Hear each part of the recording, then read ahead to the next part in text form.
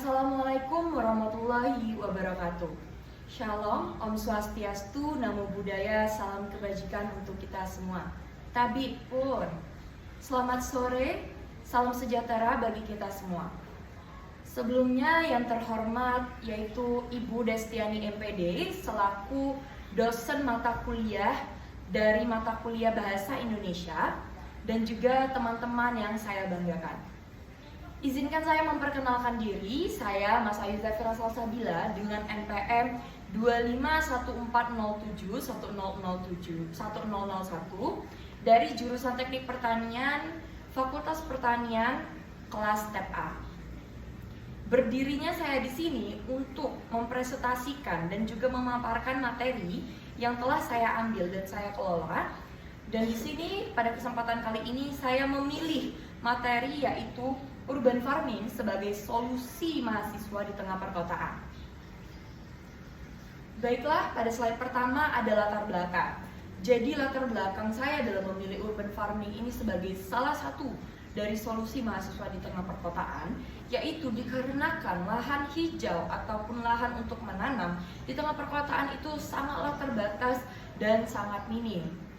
Karena telah banyaknya pembangunan gedung, pembangunan lainnya, serta kepadatan penduduk yang membuat lahan di tengah perkotaan itu semakin terbatas, sehingga masyarakat ataupun termasuk mahasiswa di perkotaan itu menjadi terbatas juga untuk mengelola ataupun membuat kreativitas dalam bercocok tanam.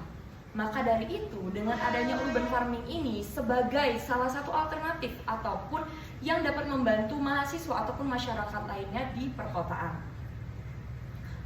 Selanjutnya ada pengertian urban farming. Apa sih itu urban farming? Jadi urban farming adalah kegiatan bercocok tanam ataupun menanami tanaman-tanaman hijau seperti sayuran dan juga tanaman-tanaman buahan yang mana kita tidak perlu menanami atau bercocok tanam di lahan yang sangat luas. Kita dengan adanya urban farming ini kita dapat memanfaatkan lahan yang sempit, lahan yang tidak terlalu memiliki banyak space tetapi masih bisa ditanami tanaman sayuran dan buah-buahan.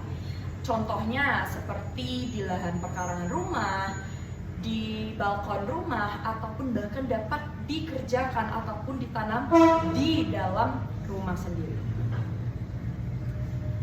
Yang kedua yaitu manfaat dari adanya urban farming. Jadi beberapa manfaat urban farming yang saya terterapkan. Yang pertama ada menghemat pengeluaran.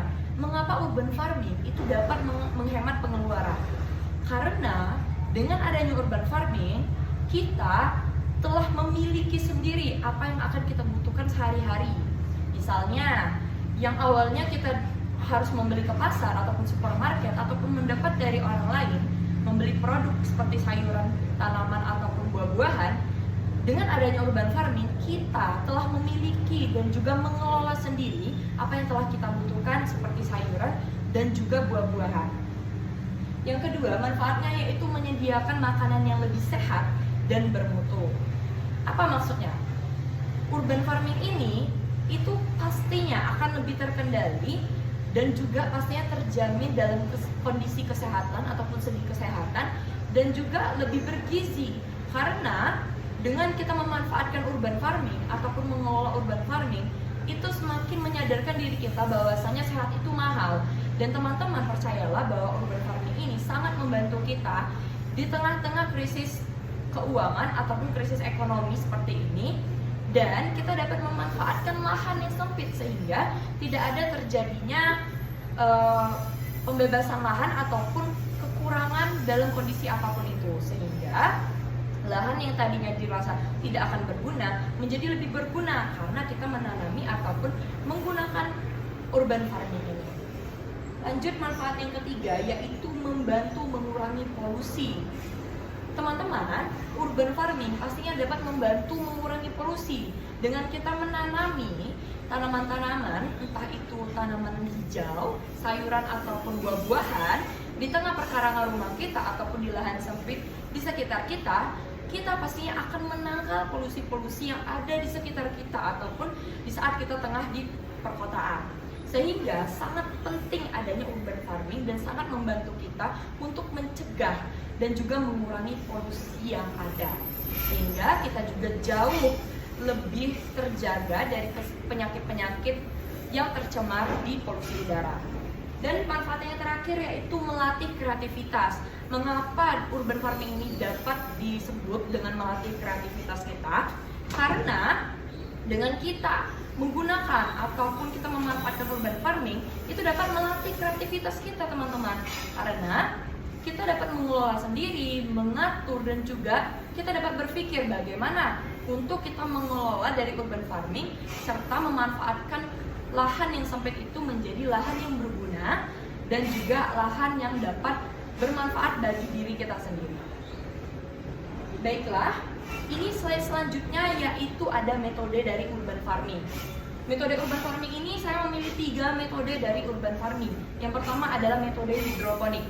Jadi pada urban farming ada metode hidroponik. Metode hidroponik adalah metode bertanam ataupun menanami tanaman sayuran dan buah-buahan melalui air. Jadi medianya itu tidak menggunakan tanah, teman-teman, tetapi menggunakan air, yang mana air ini pastinya telah terlarut dari nutrisi. Jadi tanaman-tanaman yang ditanam menggunakan metode hidroponik itu dapat tumbuh dan pastinya jauh lebih segar, lebih fresh, dan juga lebih terjaga karena menggunakan air dan nutrisi. Yang metode kedua yaitu ada metode vertikultur. Metode vertikultur ini sendiri adalah teknik bercocok tanam secara bertingkat ataupun vertikal untuk menghemat ruang yang biasanya menggunakan rak, pipa, ataupun bahkan bisa menggunakan botol bekas ataupun barang-barang bekas lainnya. Jadi itu tadi, kita dapat mengelola kreativitas kita dengan menggunakan teknik vertikultur dan pastinya teman-teman itu dapat digunakan dalam urban farming ini. Dan yang ketiga ada metode konvensional. Yang pertama tadi ada hidroponik menggunakan air, vertikultur dapat menggunakan rak, pipa, ataupun barang-barang bekas lainnya. Dan yang ketiga ini menggunakan tanah, seperti tanaman-tanaman ataupun sayuran yang biasa kita lihat itu menggunakan media tanah sebagai media bercocok tanamnya. Itu adalah tanaman atau metode dari konvensional ini sendiri. Baik teman-teman, setelah pemaparan dari penjelasan materi-materi saya tadi, ini adalah sumber dari urban farming sendiri. Jadi untuk memang sumber-sumber ataupun materi-materi yang saya cari itu berasal dari sumber-sumber yang terpercaya dan pastinya tidak bodong. Seperti yang pertama, ini saya sengaja mengambil dari FAO atau Food Agriculture Organization yang ada, yang memang membahas tentang urban farming, tentang mengelola urban farming, dan bagaimana cara kita untuk menyiasati ataupun cara kita mengimplementasikan urban farming itu sendiri di wilayah perkotaan. Dan yang kedua sama yang ketiga, ini adalah jurnal yang memang terpercaya dan memang ada benarnya membahas mengenai urban farming itu sendiri. Yang ini ada dari universitas dan ini juga ada dari Universitas Lampung, tepatnya ada dari Fakultas FEB. Baiklah teman-teman, sekian dari penjelasan pemaparan video dari saya.